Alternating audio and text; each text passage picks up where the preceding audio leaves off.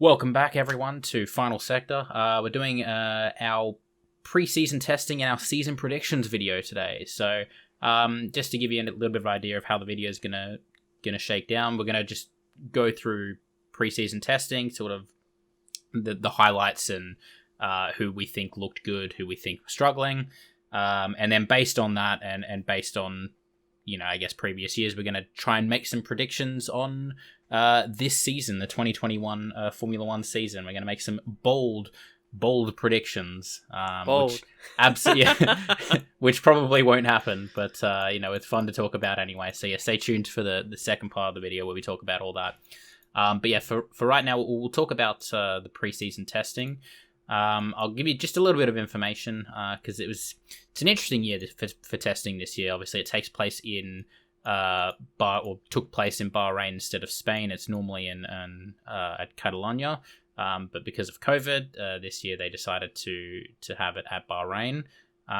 There's only the 3 days of testing, down from 6 days from last year, which is down from 8 the year before. So it's by far the least amount of days they've had for testing. So it's very, very important for cars to get as much track time as possible. And maybe if you're new to the sport, you don't really know what preseason testing is or what it entails. The general premise is that the testing is pretty much the first opportunities the teams get to actually test the performance of any new parts or verify any simulation data that they have. It's really the first choice or the first option that they have to actually test all that before the season starts. And unfortunately for us, it wasn't available to us by legal means in Australia because F1 TV Pro is shit. Fix your shit, Formula One. Well, also Fox fix your shit. They're the ones that can Fox, give us the ability to watch it or not, and they decided not to, so it's on them. Yeah, all right, it is. You're right. It's much more fun to blame Fox as well. Yeah. But yeah, so how each testing day, obviously we said there's 3 days of testing. They are split up into 2 4-hour sessions, a morning and an afternoon session. Depending on what team you're talking about, a lot of them decided to just run one driver all day. So in Williams' case, they actually had Roy Nassani for the entire first day, then they had Latifi for the second day, and then Russell for the entire third day. But most of the teams decided to have a split, so they'd have one of their drivers in the morning session and then the other driver in the evening session. So they don't have to do it one way or the other, though. The disclaimer I'm going to put is testing is not a clear-cut indication of where teams will be at the season start. I'm going to put that out there. Don't take this as gospel. It could very well be very different at the start of the season, but at the moment, this is all we've got to go on, so we're going to milk it, basically. So, yeah, I'll just go through. I only watched technically 3 of the sessions, but I've got a little bit of information on all the sessions and sort of the big things that happened.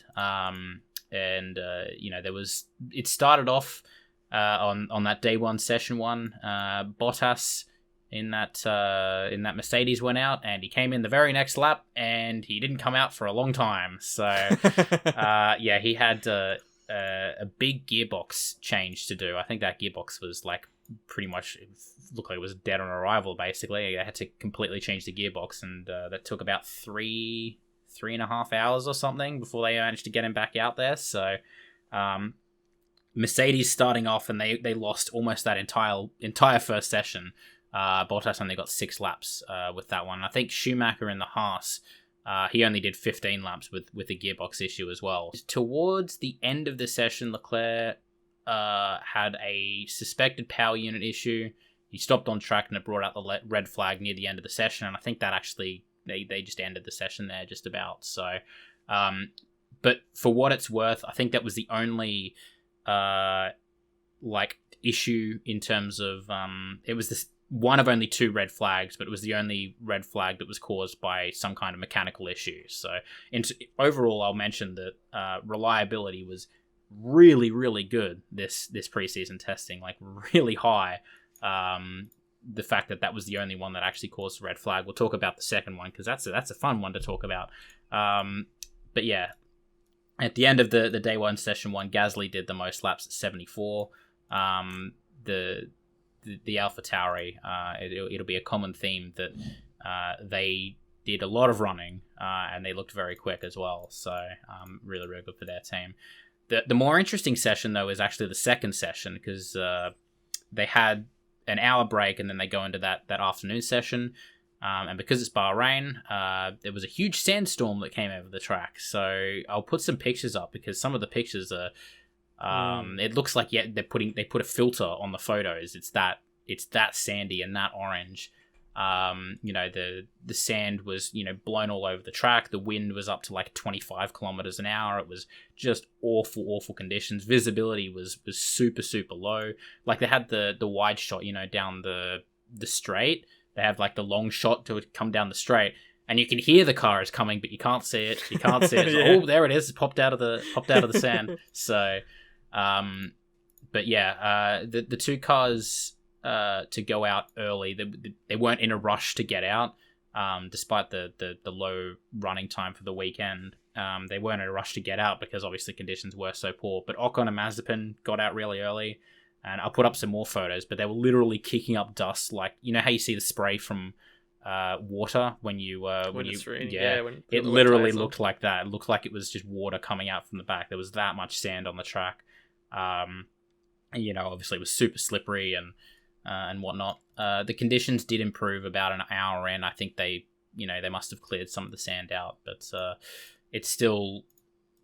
there was a lot of spins. I think Mazepin and Sainz both did a spin within about 10 minutes of each other, so it was still very, very slippery. Hamilton was literally sliding around corners, pushing that Mercedes around the track as well. So it was very, very tricky conditions in that second session. About halfway through that session, Verstappen put on the hard tires, and he put in a freaking huge lap. Like I think he was about a second faster than second place, and those were really, really, really tough conditions. And that Mercedes, that Red Bull car looks. You're just used to saying Mercedes is brilliant. But yeah, no, that Red Bull car just looks really, really planted, and comparatively to the Mercedes, which was really skittish and all over the place. In terms of the most laps, Verstappen overall the entire day did 139 laps, which is huge. Both Red Bull and AlphaTauri with that Honda Power unit, they both got in a lot of laps on that day one. It was really, really good signs for Honda. So, the other thing I wanted to mention, I was going to say they had a quiet session, but they were quietly good. McLaren was another one of those cars that looked really, really planted. I think, actually Ricciardo topped the morning session, so, it wasn't that quiet. Did pretty well. So, and then it was Norris in the afternoon, and both of them looked really, really comfortable in that car. Like Ricciardo, almost immediately, it looked comfortable in that McLaren. They showed genuine pace, and the car just looked very, very hooked up. But yeah, we'll move on to day two, and immediately conditions were a lot better. I think the sandstorm had passed over. The track didn't look quite so dirty. The one thing I did notice almost immediately is that they were running a lot more aero programs. Like I put some photos up for people who don't know. They put like aero rakes and FlowViz and stuff to test all their aero and how the wind and the air is flowing over the car and what they need to alter and whatnot. So I pretty much didn't see any of that in day one, and I assume that was because of such high wind speeds that it probably wouldn't be reliable. The variability of the wind, and that it's mainly just trying to check that everything was working and getting used to normal systems and that. But day two, and the big thing about why they use a lot of those aerotech as well, isn't just to see how they're performing, but to check that their correlation from their wind tunnel and their factory is matched up. Yep. That's often something that can impact teams a lot. You hear where they can look around track, but if their data they're seeing on track doesn't match what it should theoretically match, that can be a big issue for development. So that second day, I think, was very important for a lot of teams to get that down as soon as possible. Yeah, considering they've only got the 3 days, and that was a really good day in terms of weather compared to the first day. Yeah, 100%. Yeah, I think the wind speed was down from like 25 to I think 6 kilometers an hour. It did completely swap direction though. Like I think the wind direction actually did like a complete 180 from the first day. So while it was completely like a lot lower, they did have to sort of alter some things, because headwind to tailwind, for example, is something that they have to factor in. With Hamilton was not comfortable in the car on that first day, and apparently for the second day, he changed his seat for the first time since 2013. So he's actually changed his seat in that car. He's not. I don't know if that was the reason why he felt so uncomfortable in the car, but yeah, it's kind of telling that he's had the same seat fit for 7-8 years, and now he's decided he wants to change it. It's like, yeah, he wasn't comfortable that first day. He wasn't comfortable today either, because he decides he wants to go out on a hot lap, still very, very skittish, and he spins it and goes into the gravel trap, bringing out a red flag. So that new seat didn't do much for him. Yeah, so that he didn't look happy either. He looked really depressed getting out of that car. Yeah, so it's kind of been a bit of a horror start so far for Mercedes, which is very, very unlike them. But anyway, testing standards, yeah. Yeah, absolutely. Yeah, Sainz and Latifi both had some sideways moments. I think Sainz started testing. He was sort of struggling with that Ferrari a little bit. He kind of came good by day 3. But yeah, I think it took him the first couple of days to really get his footing. It's the other reason they do these testing things as well, why it's so important, is to get any new drivers in the cars up to speed as well. So there's a few drivers that are sort of swap teams, and the handling of the car is obviously pretty different between teams. So you can't be Ricciardo sometimes and just get into that car and immediately be like really good. Sainz has had to sort of work his way into that. That's the benefit of testing. And it's also, I guess, so they get their own correlation between what the car feels like in like their simulator, because of course all the teams now have really good state-of-the-art simulators, you know what I mean, so they can do their setup and different changes there, but they still need to have that correlation between what the car feels like in the simulator and what it is on the track, so then after they're on the track they can kind of come back to the sim and they can understand maybe what things are different, or give their own feedback, or understand how it feels different. So sure. It's important for that reason as well. Vettel was stuck almost that entire session in the garage with another gearbox issue, funnily enough. There's a lot of gearbox issues happening. He managed 6 laps in the first 2 hours. So he didn't really... And then he was pretty well stuck in the garage until the final 10 minutes. And then he goes out, and then they red flag the session because they do all their... red flag tests and safety car tests and blah blah blah, all that. So he literally goes out and goes basically out lap, and it's like, oh, red flag the session. He's like, okay, goes back in. So yeah, that Aston again, they had a pretty poor session there, just didn't get a lot of running. But Ricciardo went fastest again in that morning session. So yeah, that so what we've learned is he's good in the morning. Yes, yeah. Races this only time only racing in the morning. He's in it. Yeah, no night races. The nighttime races, get him out of there. He's a horror. All right, session 2. This is one I didn't watch. I only saw sort of after the fact, and I kind of wish I watched it. But the big thing that happened there is Perez's engine cover completely disintegrated when he was sort of drafting behind Latifi, and he came out from under it, and it just went. It looked like it exploded. So I thought it was crazy. You seem to think it happens more than I think it does. It's the first time I've seen it. It happens a few times a year for sure. Very rarely. You don't really see it in races that often. I think it might have happened once in qualifying, maybe in recent history, but it certainly happens now and then. Sure. For a variety of different reasons. I mean, I think one of the biggest things some people might have tried to connect. It was certainly most likely affected by the fact he was following closely behind another car, and it might have been the interaction between their kind of air and the dirty air coming off of the Williams. Yep. And I think it's a separate kind of discussion with the Williams, is their dirty air maybe seems to be a bit different compared to some of the other teams, and so there was maybe a connection there saying, look, it was just an unlucky mix of maybe it being a bit loose, and he was specifically behind the Williams that led to it having this breaking point, which I thought was quite interesting to consider. Not what you want to happen in testing though, or any time really. No. luckily, I guess, as far as I'm concerned, there wasn't anyone that was injured. It can be quite, it's still bits of carbon fiber flying off into the air. You never know when it's going to land or if it could gain some speed coming down or something, which is always really scary. Generally, I think the FIA likes to investigate a little bit just to make sure that it's safe, and that it really just was a freak accident and it's not going to happen again. Yeah. Structurally, because it could, as you say, have a, quite a bad consequence. Consequence. Yep. if some unlucky events come together. Yeah, for sure. Yeah. A lot of people were doing more sort of hot lap type runs. Being the afternoon session, the temperatures were cooler, so it seemed a bit more.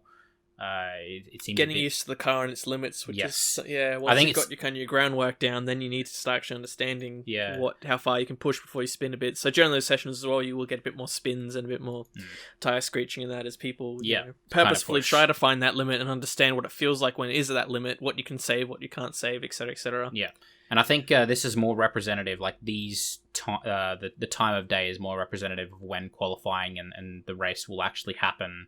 At Bahrain in a week now, so that's why they're sort of it's the most representative conditions, I suppose. So Bottas actually did go fastest for the day. He did a 1:30.2. I don't think anyone's at this point gone under 1:30. Most of them have sort of stuck to long runs or high fuel runs and things like that, but. He goes on a 1:30.2, but he does it on the softest tire, which I think up till this point not many people have run that. They call it the C5. I don't think many people had run it, so I don't think Mercedes. They sort of came out even at the end of that day. They still said they weren't happy with the balance of that car. So while he did get the fastest time, I think people on like the mediums, the C3s, were doing similar-ish times on harder rubber. So, Bottas said he didn't feel comfortable in that car still. So, again, that seems to be a lesser purpose of trying to go out there and light the timers light and go, we're okay, guys. There's certainly, again, more of that pushing to see what the car is like on its limits. For sure. Which is interesting considering they hadn't had the greatest running, so you consider, okay, maybe they'd want to do more kind of just getting laps up, do more race sims. A lot of teams I know did a lot of race sim runs to see how the tire and everything affected the grip. But it seemed like at this point their focus was more on just really getting into the push and to see how it felt.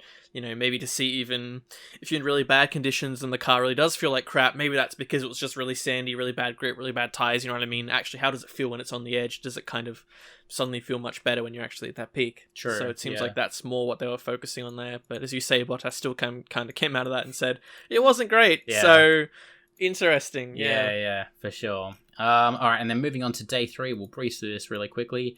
I think the conditions for day 3, from what I saw, they were the best all weekend. Like that third day, I think had the best conditions. There was no real sand. The wind was super, super low. They could do just about all the tests they needed to without really getting hampered by any changing conditions. And obviously the track had been rubbered in as well, which is a big thing. Like that had 2 days of running previously, so the track had been rubbered in from the previous 2 days. So all 10 cars I think were out almost immediately, which I think is the first time I saw that all weekend. All 10 cars jumping straight out. It's a little surprising considering the circumstances. Yeah. Leclerc went fastest on a 1:30.4 on the C3s. Like I said, it was only two tenths slower than Bottas in the evening session on 2 steps softer rubber. So that was a very, very good lap from Leclerc, and again shows that Ferrari have done a lot of work to bring that car up a bit. Obviously it's still testing, that could be they might still be further down than we think, but from what I saw from testing, Ferrari did have made a big step forward with that engine and their aero, so which is really, really good for them. Day 3 I did notice was that was the quali simulation runs day. You saw a lot more of that, a lot of drivers pushing on, I would suspect, lower fuel, but definitely the softer rubber as well. So but yeah, Perez then went faster on fastest total on the softs at 1:30.1. Despite doing the lowest amount of laps, he only did 47 laps, but he looked pretty comfortable in that car. I think by day 3 again, Perez was one of those that that looked pretty comfortable in that car. Coming to session 2, I thought it was a bit weird. I don't know if I actually got any information about this, but Hamilton missed pretty well the entire first hour of that last session.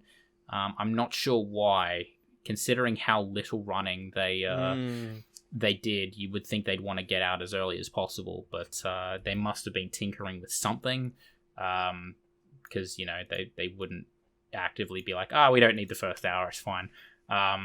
So something was happening there. Even on that very, very last session, there's still something to be worried about there. By the time Hamilton does finally come out, he's still struggling for grip. He is going on a hot lap, like you said, he's pushing, so he's still trying to find that limit. But he's really, really struggling for grip. He's constantly sliding through the final corner. That rear end just will not stay planted to the ground. So, he can't really get a super representative time, at least early on. So, Verstappen then decides he wants to be the fastest at the weekend, and he goes into the 129s, so 129.7, and he also does it on the mediums. So they're showing Red Bull deciding that they want to show their pace. It does end up that Verstappen goes faster again. I think he went fastest the entire testing. He had the fastest time. So, but yeah, it was really that last session that he was like, all right, it's push time now. So Vettel, once again, he was in the garage for a while with a loss of boost pressure, whatever that means. But yeah, his session was ended early, so that's another. I think Vettel had a problem. He had the 3 sessions, and I think he had a problem in every single session. So he had very, very, very little running, which is not great for him considering he's in a new team as well. He really would like to be in that car as much as possible to try and get up to speed and get used to the grips of the car. But yeah, he's had issues every single session. I think he's the only one who's had an issue every session he's been out. So it's not great news for him. Sainz also gets a hydraulic issue as well, which puts him in the garage for a bit. Tsunoda then comes out and decides he wants to go and does a 129.2. Which was like half a second. It was like half a second faster than Verstappen's lap. Granted, it was on the C5 tires, the super soft ones. So, but I mean, that's still pretty huge for AlphaTauri and Tsunoda, like being a rookie and coming out and being like, I'm just gonna go. The fact that they can pull that out when a lot of teams were struggling for grip, and I think they basically showed that they're like, we're doing all right so far on the grip department. So, they looked very, very good. Both Gasly and Tsunoda all weekend. And then Hamilton decides he wants to spin again. He was literally setting up to do his... it looked like he was on his sort of low fuel... I think he might have been on like C4 or C5 tyres. Like he was on the soft tyres. And he was just about to go start a quali run. And as he's come out of the final corner, he's just... and he's just spun it round. So, he couldn't get a representative run yet again. So... Yeah, just more showing more that that car's not where they want it to be. And then right as the session ends, we get some more drama. Sainz decides he wants to try and crash into Raikkonen at turn 10. I don't know if you saw that. I'm sure you probably have. Yeah. It's a very strange one, actually. It's hard to tell whether or not Sainz was on a hot lap. I think the session had. Or the red flag had just come out for their protocols at the end, and he decided he wanted to keep pushing on that lap, and Raikkonen just sort of turned in, and they did actually clash, like they collided a bit, so it was very lucky that nothing bad happened right at the end. Yeah, so, it looked like if either of them reacted any slower, any different way, it could have actually been quite a big clonk. It kind of looked like it was almost going to be a big clonk, and they somehow figured it out very last millisecond minute. They sure did, yeah. And barely salvaged it. It was not great. Raikkonen actually did the most laps that day. He did a gargantuan 165 laps, which is freaking huge. Russell also did 157 laps as well, and I think Tsunoda did 91 laps in the afternoon session alone. So, those three really banking the laps. But So yeah, that was testing. I've kind of really gone through a lot of these while talking about it, but obviously, I guess we'll just very briefly discuss sort of our thoughts coming out of testing, who we think looks good, who we think has struggled. I'll put forward a few of my things, and then you can put forward a few of your things, and then we'll go on to our season predictions. But sure. So AlphaTauri and Alfa Romeo actually did complete the most number of laps at 422 each over the 3 days.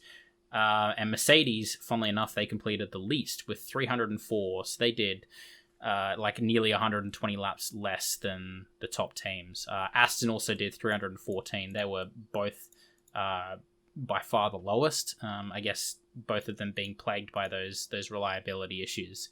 That definitely hindered them quite a lot. So it's I think I talked about this in the video recorded earlier, the podcast, is that Mercedes, it's unlike them to be so far behind even at testing.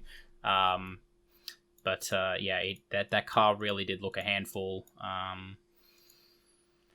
And yeah, there's a lot of people speculating that Mercedes might be starting on the back foot compared to Red Bull, and because Red Bull they just looked so good. The biggest thing is even last year, we've heard I forget what they've called it. A diva, I think they've called the Mercedes a diva in the past, I believe, in 2018 testing, given where it has been quite slippy.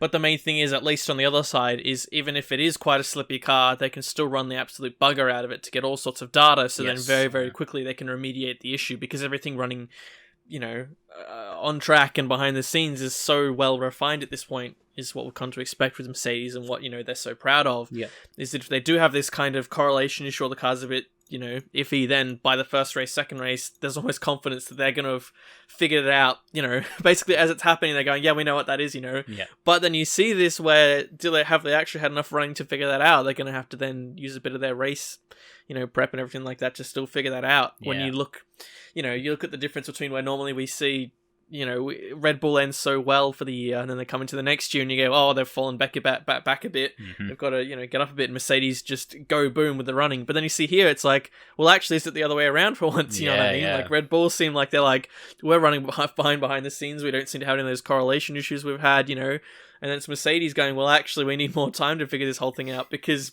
both sides of the pie aren't working. So therefore, we can't leverage one side to help perform better on the other side. So it's very interesting. It's different from the past few years, for sure, which I think has a lot of people thinking and discussing, and all sorts of hopeful wishes for the year. At least for the start of the year, I think is for sure. In terms of, I guess, winners and losers of testing, my big winners of testing, McLaren, they actually did, I think, the third least amount of laps, but both of those drivers looked really comfortable and really, really fast. Every time they were always sort of towards the top of the timing. Not that really matters too much, but every time you'd go on onboards or you'd watch them, it's so drama free. And the fact that they, I don't know that they had any reported sort of mechanical issues at all, significant mechanical issues, and so the fact that they can even do that, the third least amount of laps and probably get all of their data, everything done, it's really good sign. It seems that their correlations were really, really strong as well. And the fact, I think it's go on. No, I was going to say, and the fact that Ricciardo has immediately gone into that car and been like, cool, I'm comfortable, let's go racing. So I think that's really positive for McLaren, trying to become that top midfield team and possibly closing the gap to Red Bull, Mercedes as well, like they want to. I think what's even more significant to add to that point is when you look at the fact that basically this year's car is a McLaren Renault, that they've taken the Renault and stuffed a Mercedes in, you know what I mean? And it's not optimized to run with that engine. And yet, when you see two other teams that have had the Mercedes engine for many, many, many, many years, really struggling to get it working and get everything going, and then the team that's just shoved it in there haphazardly is running fine, and they're doing tons of, long-distance race runs, which is really important, I think, for testing, and that's one of the best things you can extract data from, is you can actually look at teams that have done race-pace runs and what their averages look like, and how it looked like they were slipping up with the tyres and such.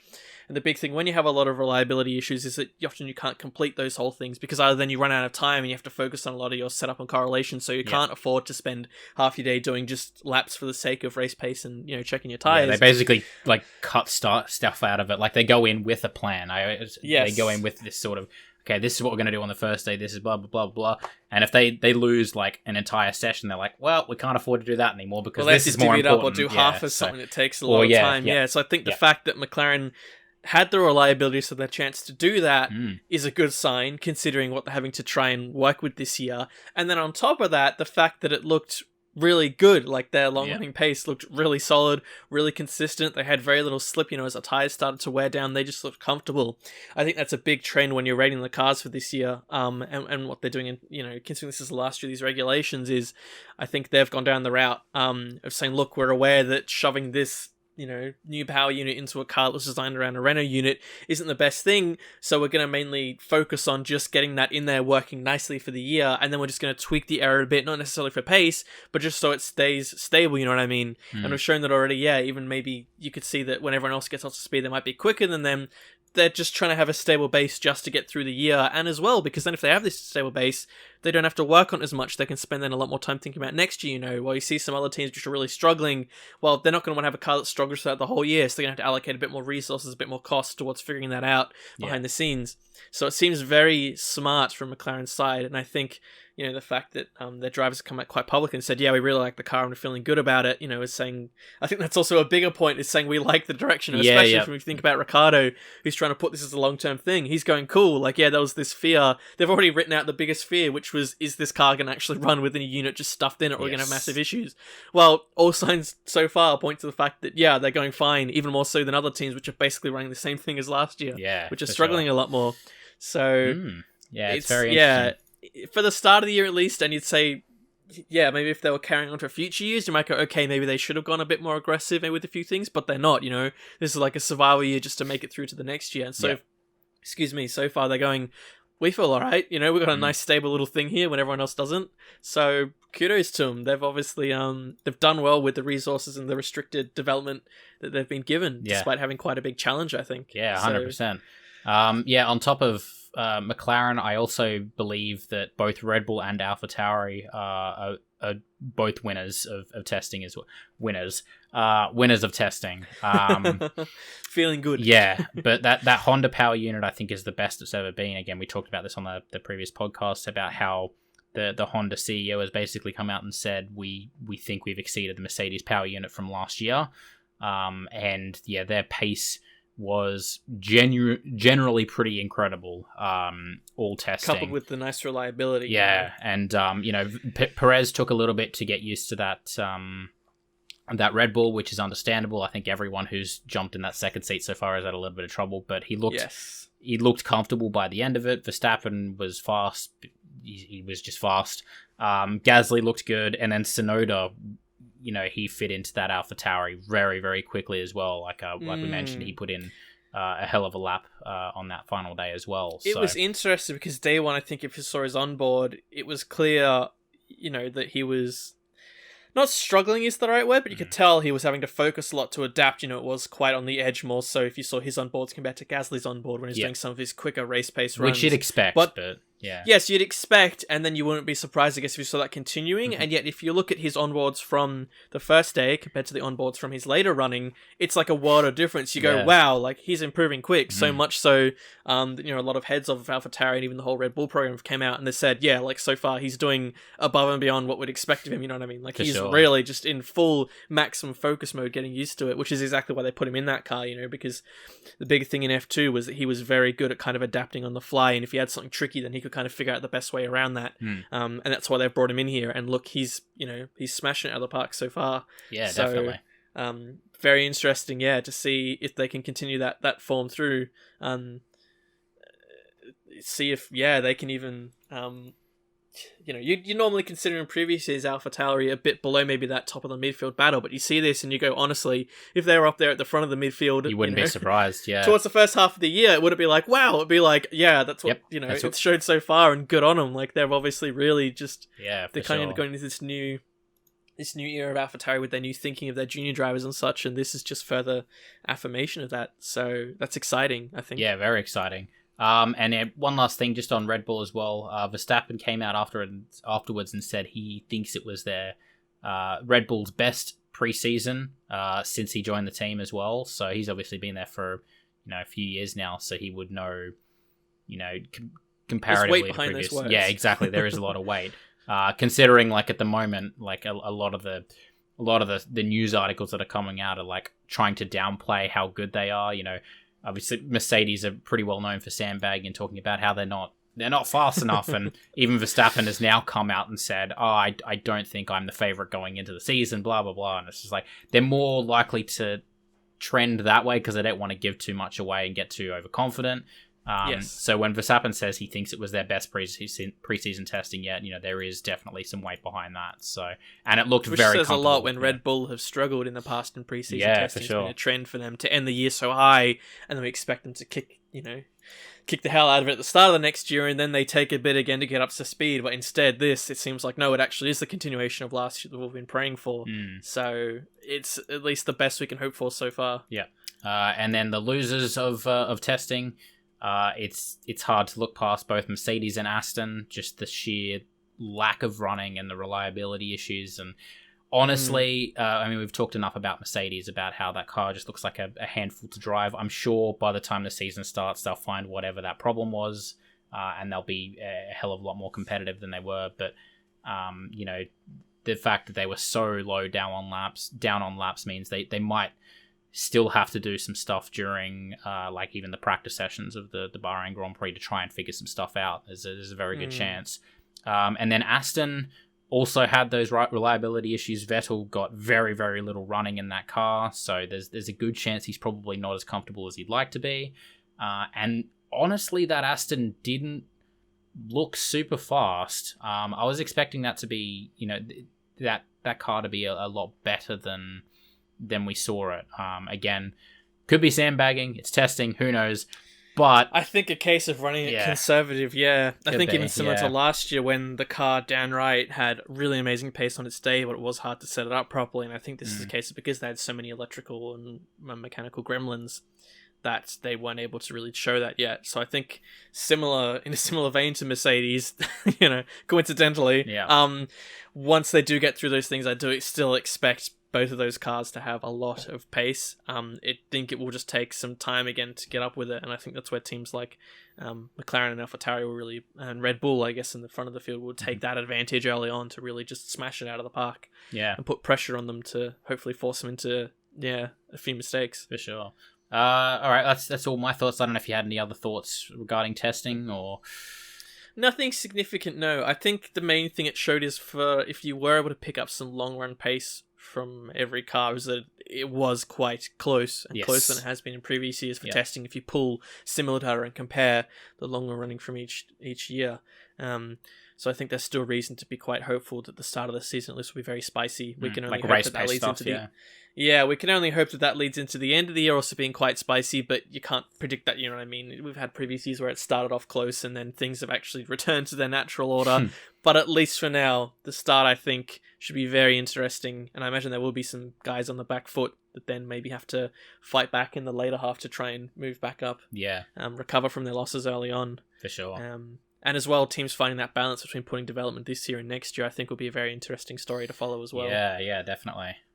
All right, well, enough about testing. Let's get on to the fun stuff. We're gonna do our predictions, our bold predictions for the 2021 season. I asked Kyle and myself, obviously I've done it, just to get we're gonna start with 3 bold predictions, and then we've got some categories that we're gonna go through, kind of, rookie of the year, most improved driver, and then who we think are going to be champions. A few little things that we're gonna confidently say that yes, it's going to happen. But yeah, we'll start with we'll go one each, and then we'll have a little discussion. I imagine you're going to be more bold than I am. I've kind of gone bold, but I still think you were struggling. I can justify it. Yeah, there's a lot of things that I think if they did happen, wouldn't be there'd be a shock, but still a believable shock. But I couldn't justify them enough. So mine might be more reserved than yours. Okay. Well, I'm gonna go. This one's maybe not super bold, but I'm gonna start with this one anyway. So my first prediction is I think that of the four drivers that are moving teams, I think two of them will outperform the current long-term teammates, and I think Ricciardo will outperform Norris at McLaren and Vettel will outperform Stroll at Aston. I don't think Sainz will outperform Leclerc, and I don't think Perez will outperform Verstappen, because that's far too bold for my liking. But I think, that McLaren-Aston battle, I think those ones could very easily go the way of the new drivers in those teams, despite Stroll and Norris being in both of those cars for, 2-3 years. So that's my first prediction. I think at the very least, both of those battles are going to be one to watch for sure. Throughout the year, they could morph shape as the year progresses. Yeah, and Vettel obviously on basically on a comeback charge after his his last couple of years at Ferrari, lot to prove. So, so that's my first one. We'll see how that. That's kind of set the tone, I guess, for bold. I feel better about the boldness of mine, considering that. Yeah, that's my least bold one, to be fair. So in a similar trend, I guess, to that, ironically, I think that Tsunoda will be performing better than Gasly by the middle of the year. Ooh, I like that. I think although Gasly is such a stunner in there, we saw him last year, I think even the trend we saw that, I think we first might have believed towards the end of last year that Gasly was just outperforming the car, but then we kind of saw Kvyat giving Gasly a really good run for his money. And I think that's not just me saying, well, actually, no, it was just the car because Kvyat's a crap driver, I think he, too, was showing some of his skill. For sure. But I don't have any reason to believe why Tsunoda couldn't start the year at the same level as Kvyat. But I think seeing what was seen from him from F3, F2, his previous and in testing, seasons in different...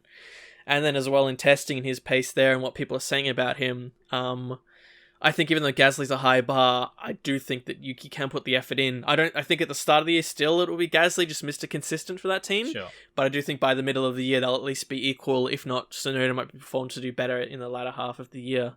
I just like him a lot. In so many different ways. For sure. Yeah, no, I'm excited for him as well. So I like that prediction actually. That'll be a good one. Similar to yours, in a similar vein. I like that. Yeah. We didn't discuss this. No, we didn't. No, absolutely not. These are real reactions.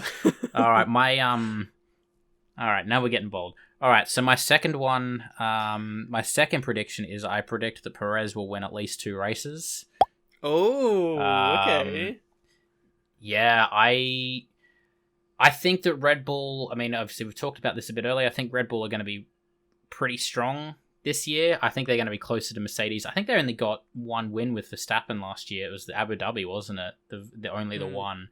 But I do think that they're going to be a lot closer to Mercedes this year than they have been in previous years.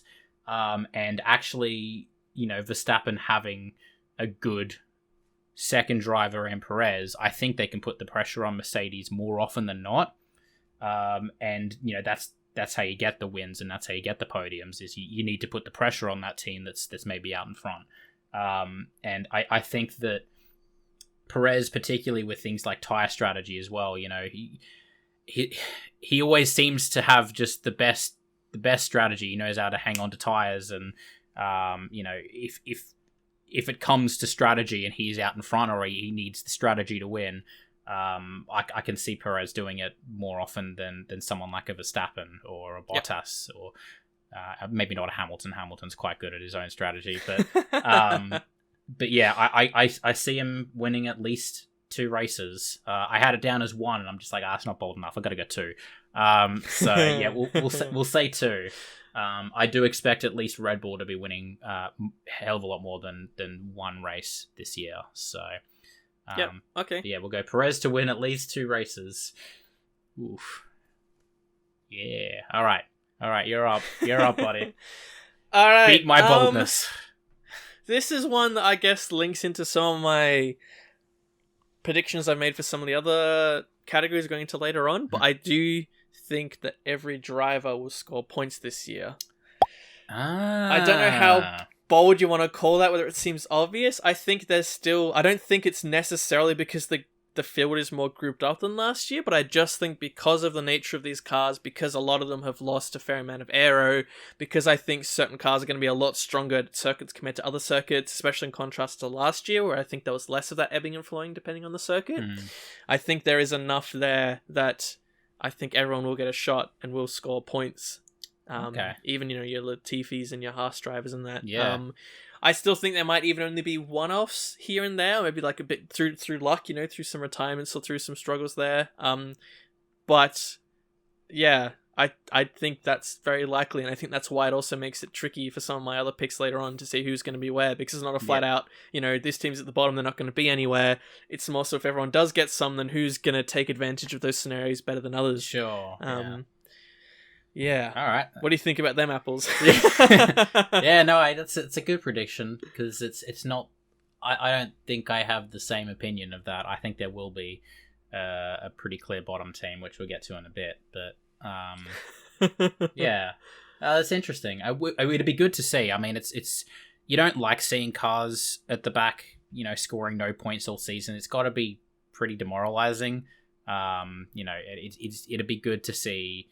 Every team in the top 10 at least once, or every driver in the top 10 at least once. That's you want to see that sort of racing. So I do hope you are correct, but I'm not sure that you are. But we'll see.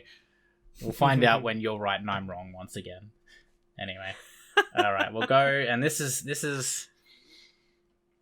Every time I look at this, I feel less confident about this, but I'm going to stick to it. All right, I'm going to say.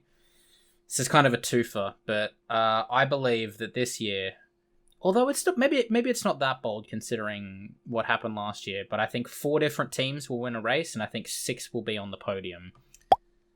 Okay. So I was thinking about it, I was like, 4 different teams, that's so much, but it's like, technically we had 4 last year, and we had Racing Point and AlphaTauri when won a race as along with Red Bull and Mercedes. So it was only 1 from each of those other teams, but that was enough. So and yeah, 6 on the podium. I think that one I'm maybe less confident about, but obviously we think Mercedes and Red Bull will be on the podium.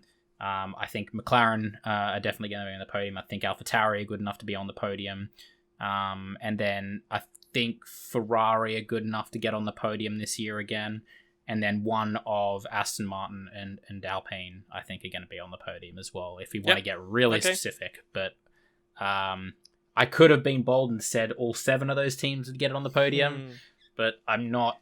Little reserve. We're not the boldest of the bold. Yeah, I'm not realistic bold. Yeah, maybe. Definitely. I would say more realistic. It's still pretty bold, but I don't know if I see all 7 of those sort of front runner / midfield teams on the podium, and I don't really see Alfa Romeo, Williams or Haas making it to the podium anytime soon, unfortunately. So but yeah, we'll say 4 teams to win a race, and if I had to pick 4 teams, it's going to be Mercedes, Red Bull. McLaren, AlphaTauri. Let's go with that.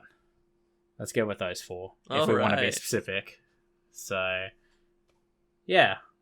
I don't know. I don't have much to say about that. That's kind of just a wait and see where the pecking order is. But it's showing that you're being hopeful, optimistic about the year, and I do think because I think because I think the field is just going to be so much closer this year. I think something like that is a very, very good chance of happening.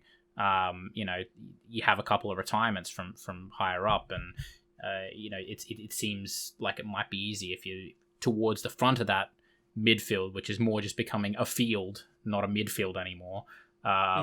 It's like over half the field is that midfield. It does seem like it's a very real possibility to get on the podium or even win a race with how close things are shaping up this year. So, yep. So, I've got my final. Yep. It's not... I guess I should have started with this one, considering it's not the boldest, but I still think some people might go, really? Okay. I think that in terms of the Haas drivers, I think it will be Mazepin that will outperform Mick Schumacher for the year. Interesting. Okay. I think because we've had that trend where Mazepin, although he is quite gutsy and daring, he still does just stick it in there, and I think that will help him out even in 1 or 2 weekends to give him the edge. If you're looking in terms of my other prediction where everyone will score points, I think he's more likely to take more advantage of a position where he might be in a position to score points. I think even if no one scores points, I still think he's then more likely to score a point than Mick Schumacher not score any. I don't think that's any discredit to Mick. I think you've talked about how he takes a season to sort of... He still takes a bit to spool up, and I mean, to his credit, he's come out of testing and said that he is having an amazing time, and even though, yes, you could say the car would be probably the least interesting thing to drive on the whole grid, he's still come out very positive to say that every second he's in the car, he is loving it, he's enjoying it, he isn't finding it frustrating at all, and he's really excited to get into it. But I still just think that Mazepin, as controversial as he is, still really just has that guts to kind of throw it in there on his day, and it will pay out, even if maybe overall he has maybe more retirements in a season, or maybe his results are a lot more variable, where, you know, suddenly he's here, and then he's here, and then he's here, while Mick will be maybe more in the middle. I still think overall in the year, he will outperform Mick. If you ask me if they were still on the same team next year, what would the result be there? I wouldn't be able to tell you right now. That's very tricky, because it changes a lot. Sure. But I still think for this year, I think, both of them, I think you'll still do enough to say they did enough to, you know, not look at them and just go, wow, why are they here? They're crap. Get someone else in. That's interesting. That's my 3. Okay, cool. All right, well, let's move on to some categories, some quick fire categories. Quick fire. So we've got 1, 2, 3, 4, 7 categories I've come up with. And we're just going to pick one driver / team who we think is going to fit that role for this year. So the first one we'll start with the Wooden Spoon team, who we think is going to end up in last place team-wise. So take it away. Okay, so very similar to what I was just talking about, I do think Haas would be that Wooden Spoon team. I think it's a change of pace considering you say it's them or Williams. I think Williams will do enough and even develop by the end of the year where they can still put in enough performances to just reach out over them, even if at the start of the year maybe they're a bit closer. I think what carries Williams is still that they have Russell in that car, and even if I think Latifi might even be worse than the 2 Haas drivers, I still think that George Russell will do enough in there. We've seen from last year, and he really did just get unlucky at a few times where he really should have put in some nice performances. You know, when you think back to Imola, of course, wasn't it, where he was running in 10 towards the end of the race, and then he binned it behind the safety car. Yeah. And you'd say there's no reason why he's not going to even continue, you know, even if you saw he was continuing at the same form as last year, it would be, you'd say almost inevitably with a better car that he could put in some performances, but I think even then he's going to improve better than last year. He's just on that upward curve. For sure. There's no reason, you know, his mindset and everything still seems to be, as we said, I think previously we talked about it, it's still very much to push himself and push the team as hard and fast as he can while he's still there, and as long as he's there, he's still just full on trying to do as best he can in that car. I think that will be enough to still push them over Haas at the back. Yep, I agree. It's Haas. It has to be Haas, isn't it? The fact that they're not doing anything for their car this year, they've basically stopped development. It's completely done. You know, it's basically the same car as it was last year. You know, they were already pretty close to the back as it was last year, and you know, with Williams, you know, progressing and Haas basically staying the same, they're gonna be at the back, aren't they? They're looking forward to next year. Basically, they're not looking at this year. Anyway. Correct. Moving on, we'll go to the Wooden Spoon driver. So who we think is going to be at the bottom of the driver Would you like to open this one? I can open this one. And actually, in a contradiction to yours, I actually think Mazepin will be the Wooden Spoon driver. Go.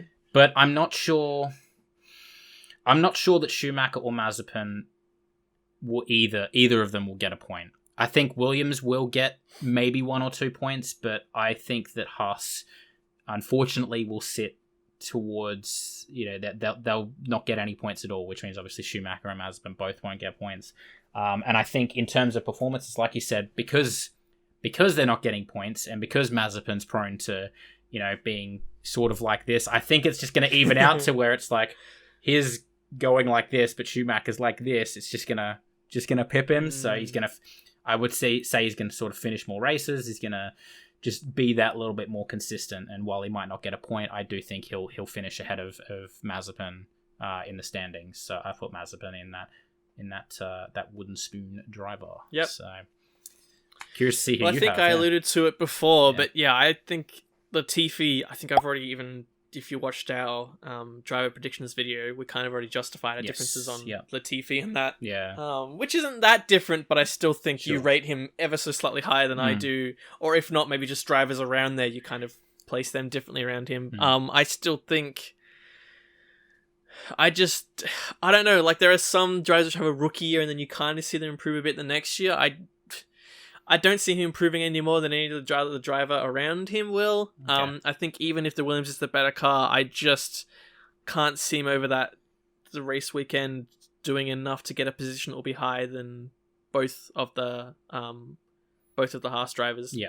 So okay. I think it's I just can't see him, even if in the better car, being anywhere than the back. Yeah, it's a fair point. Unless through sheer luck, but then you can say that for any driver, you know what I mean? To be fair, I mean, he has finished, I think, 11th in a couple of races last year. Yes. But that was, I think both of those races were fields where like 6 or 7 other cars had retired. Crash heavy, and other cars had to pit 10 times or whatever behind him. But, he could get lucky, like you said, and get a couple of those points. But, yeah, I mean, it's a fair point.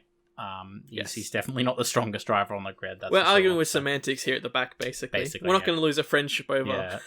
Fuck you. Mazepin versus Latifi versus Mick. Yeah. All right, let's move on. Mazepin's the best. Forgive him already. Oh God. All right, let's move on. Speaking of Mazepin, actually, we'll go Rookie of the Year. So there's obviously only 3 rookies this year in Schumacher, Mazepin, and Tsunoda. So. I'm curious to know who your thought. Mine was a no-brainer.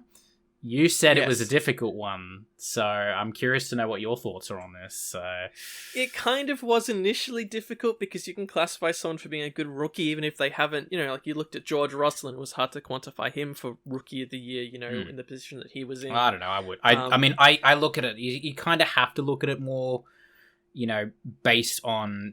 I guess teammates and teams around him rather than like, oh, they're in the better car and they're getting more points. You can't judge it like that. I don't know if this was that. Maybe initially I thought it might be a bit difficult, but then I kind of looked at some of the other categories and that actually was more difficult. I mean, already through our talk, like there's no... Well, if I'm giving a bold prediction for Tsunoda, then it has to be Yuki Tsunoda because I can't just give a bold prediction that he's going to outperform Gasly and go, but someone's going to do better. It's like, oh, no, that's not very likely. So I think for the reasons I've already given...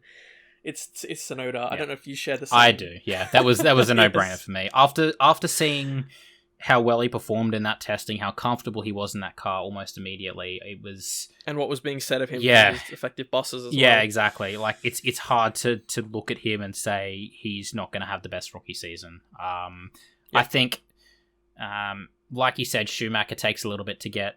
unfortunately, out of all 3, I think Schumacher's the least likely to have the best Rookie of the Year.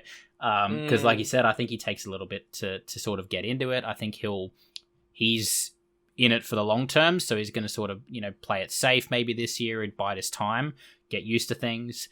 For next year. Yeah, and I think out of the 2, it's Mazepin or Tsunoda, and I think Tsunoda's he's gonna be good this year. I can kind of feel it. So, but yeah, I think we've talked enough about that. Let's go to.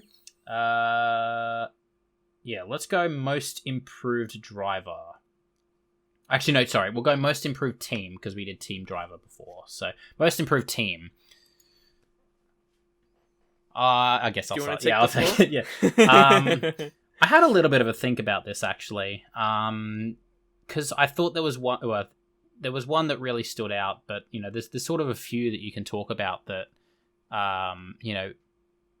could possibly be on an upward trajectory from last year. But the one that really, really stands, it has to be Ferrari, doesn't it? Like, they didn't... It's had such a bad year last year. Again, only saved by the fact that Leclerc is like an alien and can drive like that car twice as fast as it's supposed to go, and and he put in some stellar performances in a car that was severely underperforming. And yeah, in terms of improvement, I do think Ferrari will, at the very least, make it back to the front of that sort of midfield. I think they'll put in consistently more good performances. I think they'll be better in qualifying. They'll be sort of up there more often than they were last year. And I think that's going to be a big step forward for them, and they kind of need to after the year they had last year. Yeah, I think out of all the teams I was thinking of, Ferrari, it's hard to look past them and be like, yeah, they're not going to be the most improved. So that's who I've gone with. I think the thing that I was thinking on was that Ferrari is, of course, the easier pick, but then you have to think about and quantify what most improved is. Like, in terms of that car, you can say yes, that it depends if you're looking at the car and team as a whole, or if you're literally just looking at the car and how much it's improved, you know what I mean? Because you could have a car that's really good with 2 junk drivers, and the next year you get good drivers, and then suddenly they're performing, but then you go, well, actually, is that a performance of the drivers? Is that a performance of the team? Is that a performance of the car? And I think in terms of Ferrari, that Charles still did enough that their improvement from last year to this year still might not be as big as a gap as it would be if it was just Sebastian and Sebastian 2, for example, you know what I mean, that was in there. I think the only other argument I would put forward is AlphaTauri. I only think that because if you look at pure position for last year, because they had that last kind of minute burst, is that still their performances only hurt them a bit where they were still fairly down the ladder. You know what I mean? Yeah.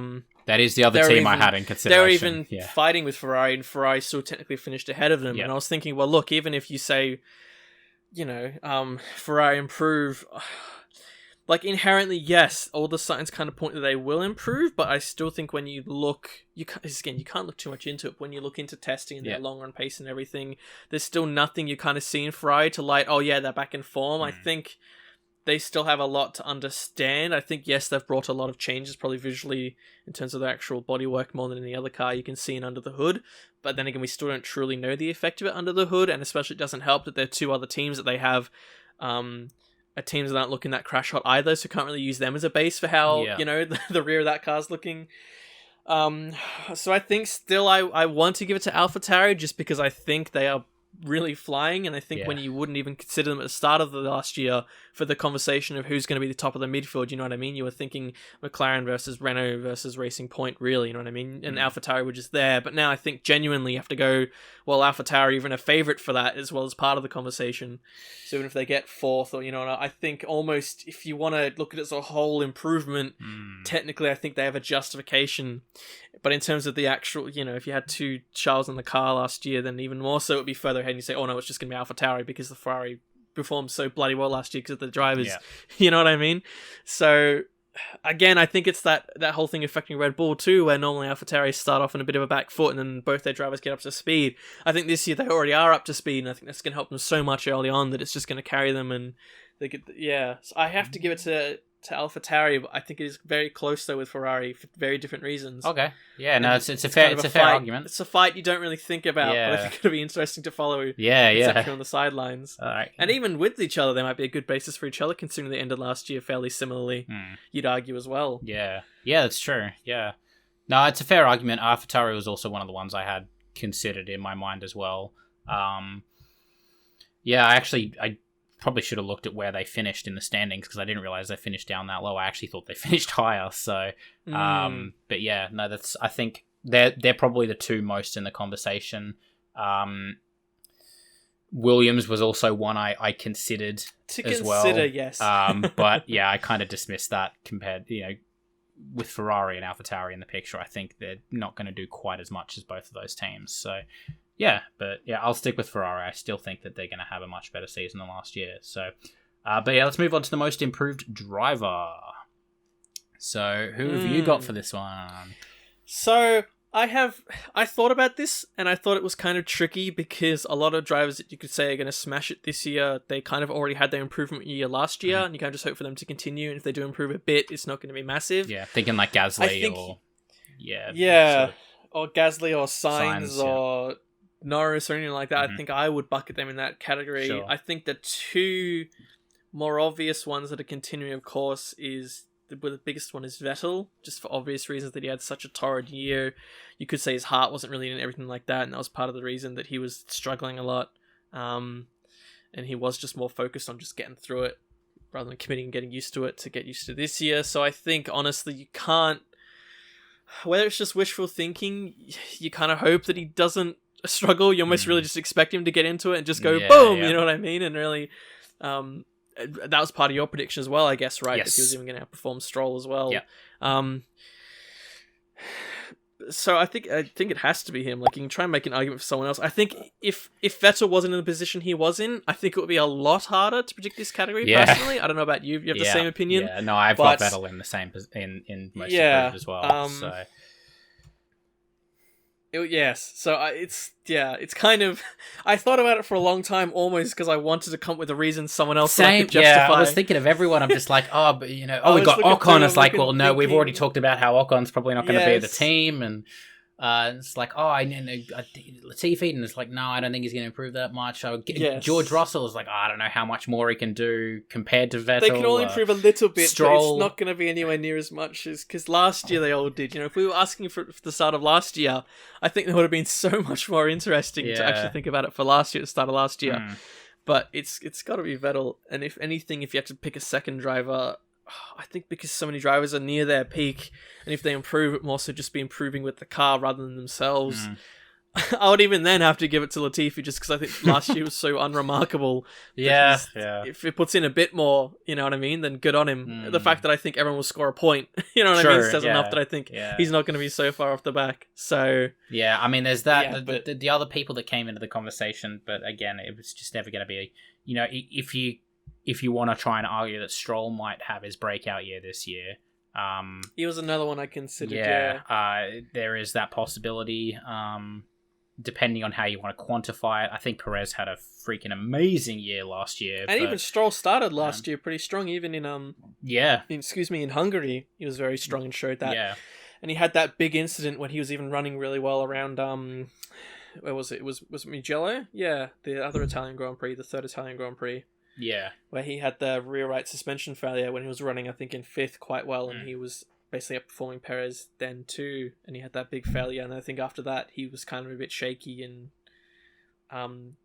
but I think that detracts away from the year that last year you could say overall it was really the first year where he proved that he was there on his own merit, and he was there because of being an effective pseudo pay driver.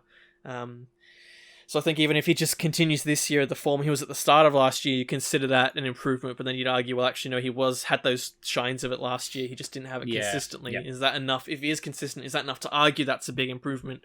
I don't think it's enough to argue it ahead of someone like Vettel, especially because he's against Vettel as well, I guess. Yeah, for sure. So, it was hard to... I did actually... It was one of the ones I thought about a lot. Again, the same reason, just trying to find someone else, but it's like, I think it kind of has to be Vettel. And I think even for him, it has to be him as well. Like, he has to be the most improved considering the last couple of years he's had. So, yep. All right, let's get on to the two fun ones. So we're going to start, we've got Constructors and Drivers Champions. We'll start with Constructors. It's my turn to start, isn't it? All right. Yep, you better make it interesting. I've got Red Bull. I think Red Bull, yeah. Okay, well, I take back my statement. I'm going way too safe compared to you. That should have been your fourth bold prediction. Yeah, well, it was already one of these, so... I've got Red Bull's Constructors. Is that more because you think Bottas won't put in the effort, or more you think just overall the package will be better? I think a combination of both. I do think that Red Bull are going to start the season stronger than Mercedes. Like, they're going to come out of the gate. I think they're going to put in, consistently more performances than Mercedes as a whole. I also think, despite Bottas trying to do his reimagining of his being, or his driving style or whatever he's trying to do, I don't know that it's going to be enough to beat. I think it'll be very, very close, but I do think that Red Bull will just pip Mercedes, because I think Verstappen and Hamilton will be a lot closer this year, and I think Perez will beat Bottas in terms of the amount of podiums and the amount of points that he gets. So I think overall it will put Red Bull over the top. That follows, the trend of everything else you've made about, I guess, Red Bull. Yeah. So that's a really bold one. I'm not 100% confident on that. It's a little bit of wishful thinking. I'd be surprised if you were. Yeah. You know some secrets that I don't know. Yeah. So I've put Red Bull there. I'm really hoping I'm right this year. I really am.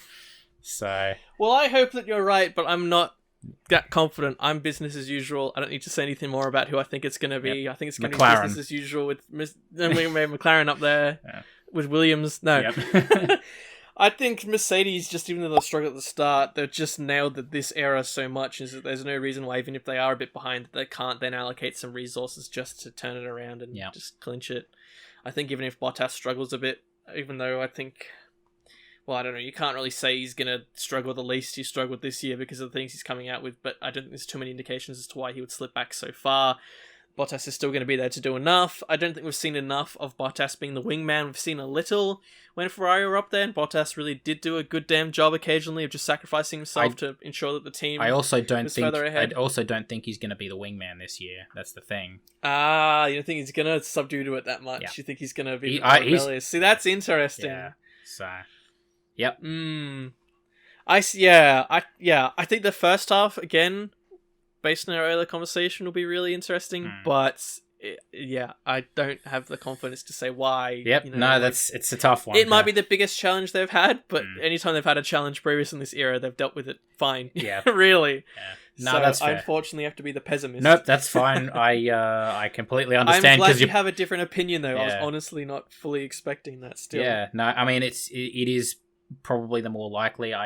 Mercedes are probably more likely to win it, but again, like I said, I think Red Bull will close it enough, and with those two drivers, this is the year. It could be, but we'll move on to the drivers' champion. And it's your turn to tell. Well, I think already based on my previous prediction, you know what the answer is there. Yeah. So there's no need to go any deeper on that. All right, see you later. Thanks for watching, everyone. Now. Let's go. I'm out.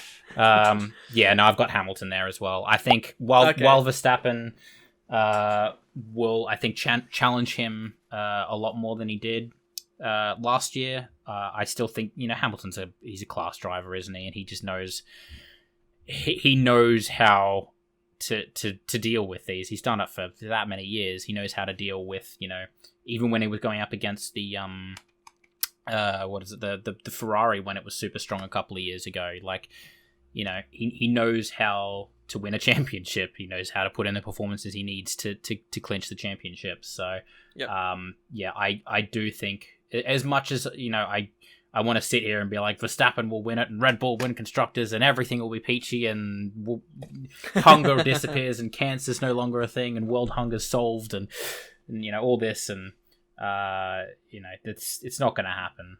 It's probably going to be Hamilton for his 8th championship, I would think. So yeah, a little bit boring to end on, but it is what it is. That's I think we had enough spice in there. Yeah, there was. Yeah, anyway, for sure. But yeah, those are our predictions.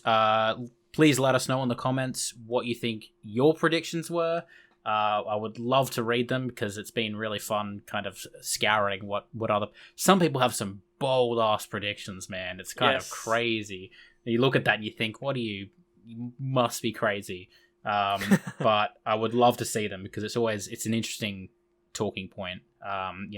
Even if it is like one of those really, really bold things, you can look at it and be like, well, actually there is some merit in that. Brings up it's so left wing. Yeah, so left wing that it could work. Just prove it as of So let us know below. This was probably a little longer than I expected, but it was a good discussion.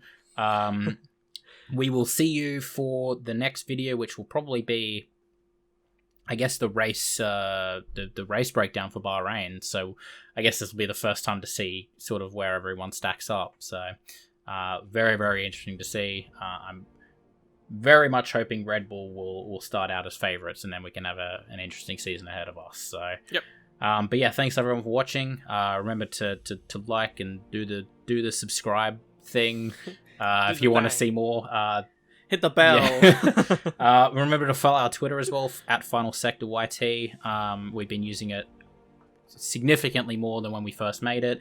I plan on sort of jumping on there during the race weekend as well, and sort of retweeting and giving thoughts and all that. So some good color commentary stuff. So feel free to follow that. But we'll see you for the next video. Thanks for watching, y'all. Catch you.